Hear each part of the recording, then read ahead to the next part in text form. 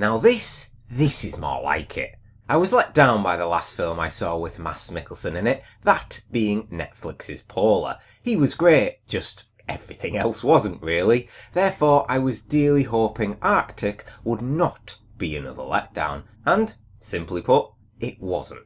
Now, I do like survival films, but I will admit the only reason I pursued watching this was solely because of Mads Mikkelsen. He's one of my favourite actors, so anything he's in, especially as the lead, always attracts my interest. Now, one thing you should know, there is barely any dialogue throughout the entire duration of the film. In the hour and a half or so of running time, I'd say perhaps 1 to 2 minutes in total consist of it. That in itself speaks volumes because Arctic still manages to be a gripping survival tale about one man just trying to survive. No explanation, no flashbacks as to how it happened. Arctic opens up immediately with Overgaard, Mass's character, in full-on survival mode. We watch him around his makeshift base consisting of the hull of his plane for shelter, that massive SOS sign, fishing for food, and last but not least, trying to send out a distress signal. He was stranded in a remote part of the Arctic, surprise surprise,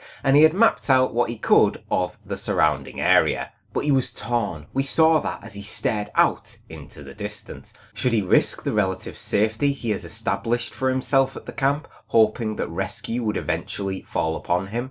Or should he venture out into the unknown on a deadly trek northward towards safety? It's a dilemma. What would any one of us do in a situation like that? And I feel that Mads was quite possibly one of the best castings for this type of character. He just brings out every emotion needed for each specific scene. He's just got incredible range. Who needs talking or dialogue when the pain etched across Mads's face tells the story for you? Who needs an inner monologue when you know exactly what's going on in his head? It's little things like that, subtle expressions as such, that separate good actors from great ones.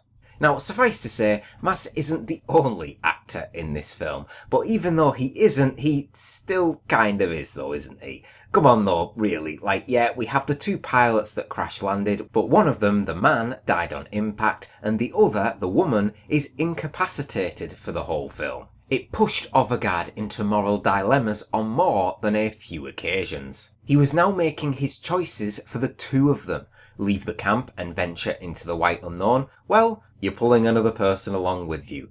What about leaving her behind? Could his conscience live with that? To be fair, he doesn't even entertain that thought until near the end, and by then, she was practically on death's door, bleeding internally, her wound was infected, and they still had so far to go. You could see him fighting with himself in that moment. The reluctance across his face felt so real as he left her behind. You can't blame him for his choice. You can't. He'd already gone the long way to try and save her, but karma apparently had other ideas. Falling into an underground cave, he nearly couldn't get out of there. He badly injured his leg in doing so, then decided to go back for her. His sorrow and emotions poured out from him when he made it back.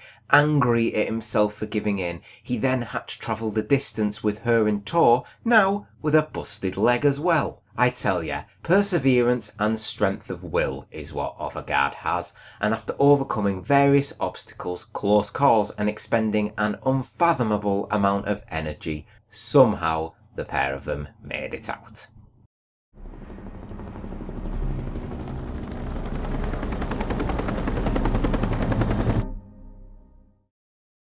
My overall verdict for Arctic is a solid 7 out of 10. The film redeemed the sour taste that Polar left in my mouth, and thankfully this Mads Mikkelsen film was much better than that one. Also, I've put this film's date as 2019 since this film's release date seemed all over the bloody place, but it got to the UK in May 2019, so because of that, 2019 is the date I'm going with. Now, this survival thriller relied heavily on its lead character, and with Mads able to shoulder the weight, Arctic was able to thrive from that. The film showed us the harsh and beautiful landscapes in the snow, and what the grueling conditions in trying to survive there could entail. I think if I'm right, it even showed us that Overgaard had already lost 2 of his toes by that point, presumably due to frostbite. and all the purpleness in his other toes and fingers weren't exactly in prime condition. I've already mentioned his strength of will, but the way he crafted that makeshift camp, and in particular those fishing bits, very well done, and when he catches that massive fish, you can't help but smile for him as he cheers with joy. Now this ties in nicely to one part that I've been saving to mention, the polar bear. We saw the prints of the polar bear and the remains of fish taken from his storage. Then we caught a distant glimpse of it. Now, come on, you knew, you had to know that little tease there would eventually lead to a close encounter. It wasn't a fight of sorts, and I'm kind of glad for that actually, but the fear on Overgaard's face when he knew something was approaching needed no further explanation.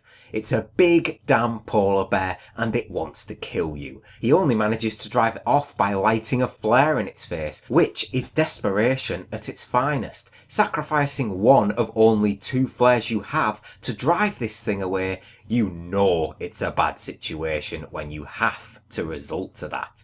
Thankfully, it did work out for him though. No sign of the polar bear again after that particular encounter. Now before I wrap this one up, I will touch back to Mass again.